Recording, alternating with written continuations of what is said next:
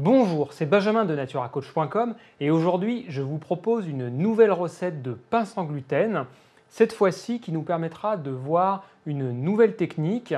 Alors ce sera un pain au levain entre guillemets, dans le sens où nous n'allons pas utiliser du levain traditionnel, c'est-à-dire issu de la fermentation de farine et d'eau pendant plusieurs jours, mais nous allons partir de ce principe de fermentation en une version plus simple et plus rapide à l'aide de probiotiques. Avant de passer à la recette, juste un mot pour vous dire que cette vidéo est aussi pour moi l'occasion de rouvrir les inscriptions à NaturaCook, mon fameux programme de cuisine en ligne en vidéo, pour vous apprendre à cuisiner toutes les familles d'aliments de manière saine et gourmande. Alors, je ne vais pas revenir en détail dessus, je pense que vous m'avez déjà entendu en parler à maintes reprises dans de précédentes vidéos.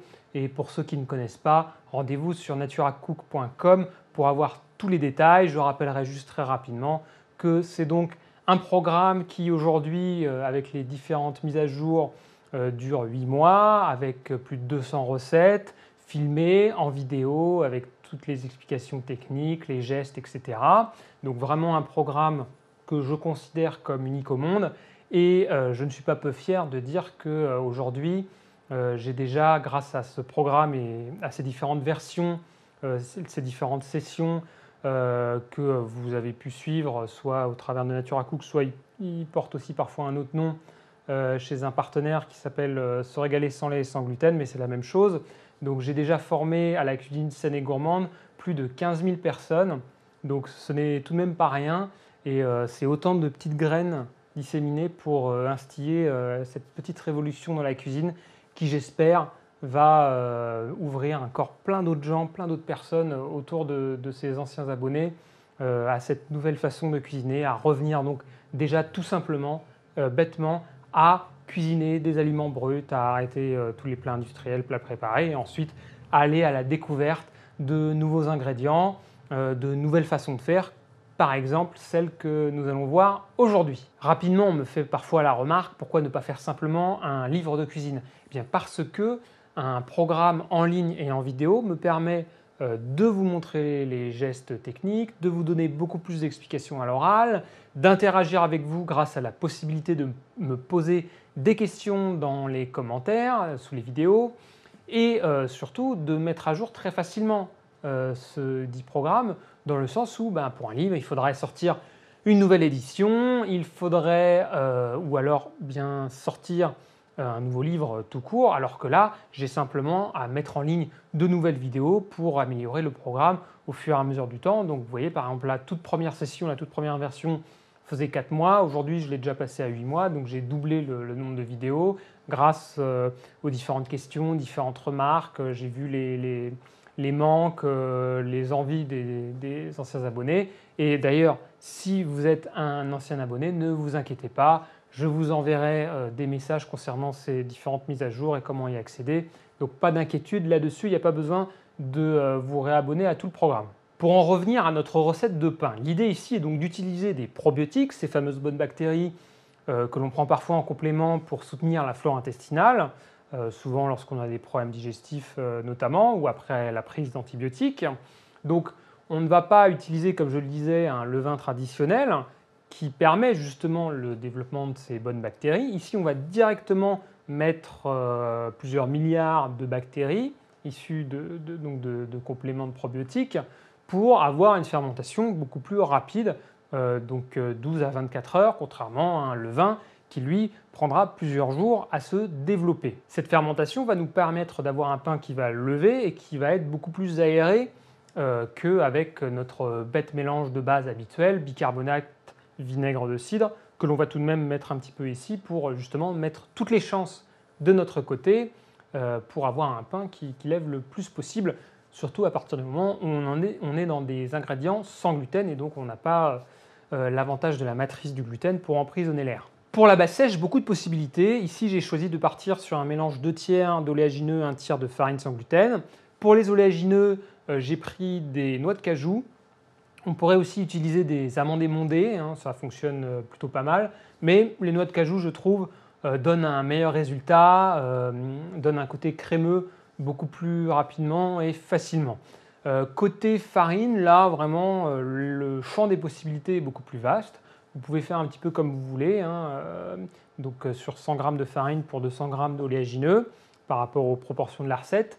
Moi j'ai choisi de partir sur de la farine de millet qui je trouve n'a pas un goût trop prononcé, nutritionnellement est plutôt pas mal, mais vous pourriez partir par exemple si vous vouliez avoir une recette paléo stricte, je ne sais pas, partir sur de la farine de châtaigne.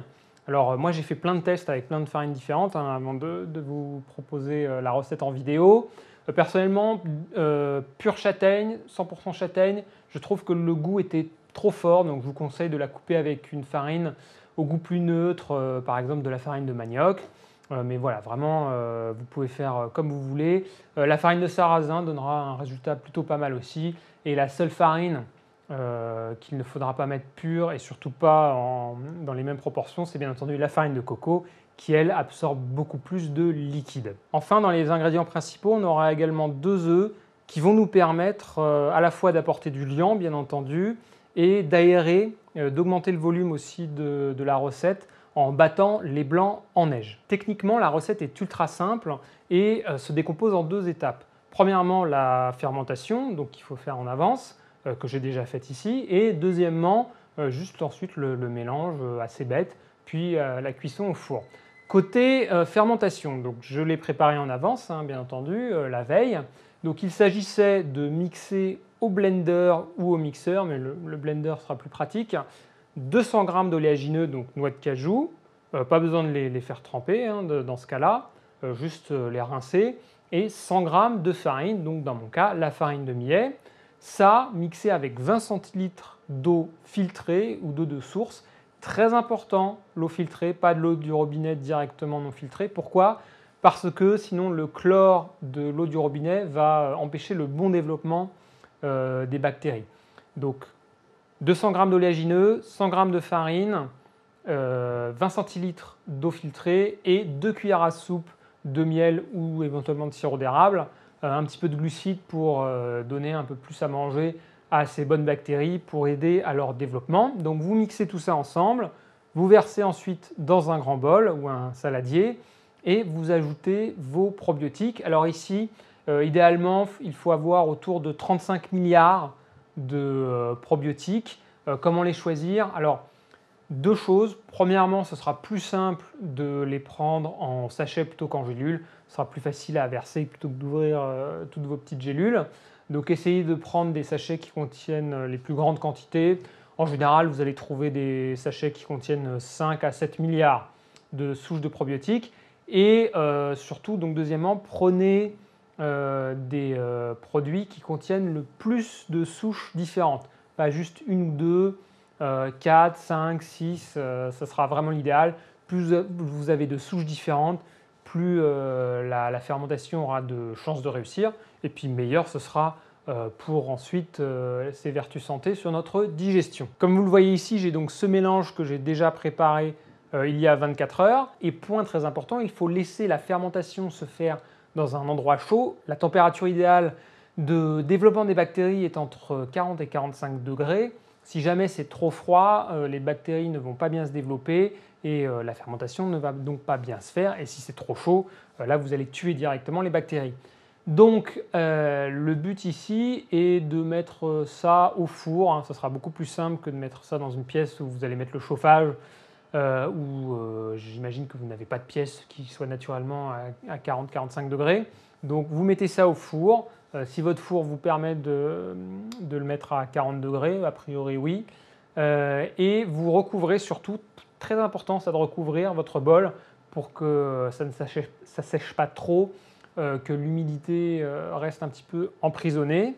Et donc voilà, vous laissez bêtement pendant, je vous dis, une nuit idéalement, minimum, et vous pouvez aller jusqu'à 24 heures. Pour le reste des ingrédients, j'aurai besoin de 2 cuillères à soupe de graines de lin moulues, 40 g de fécule, donc arrowroot idéalement, 8 centilitres d'huile, alors olive, là j'ai utilisé coco fondu, on pourrait utiliser huile de macadamia aussi, du bicarbonate, on aura besoin d'une pincée de sel et de vinaigre de cidre, et bien sûr donc les 2 œufs dont j'ai parlé juste avant. Pour commencer, vous séparez les blancs des jaunes.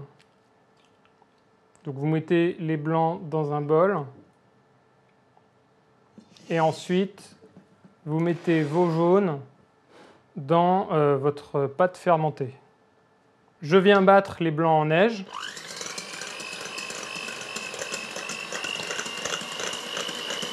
Je les bats là jusqu'à ce qu'ils soient bien fermes. Ensuite, je prends ma pâte et je vais venir d'abord y mélanger les 2 jaunes.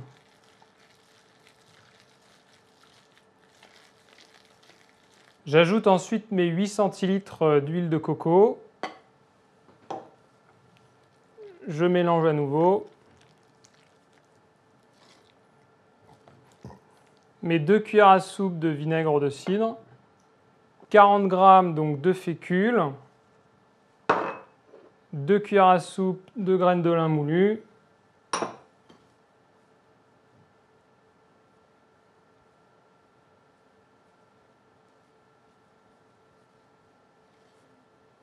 Et pour finir, une pincée de sel.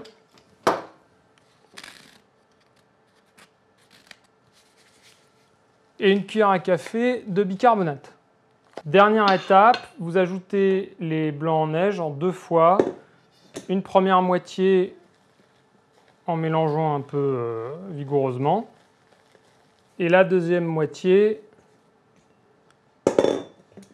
un peu plus délicatement en faisant, voilà, vous voyez, des tours comme ceci pour enrober les blancs de pâte. Vous versez votre pâte dans un moule à cake.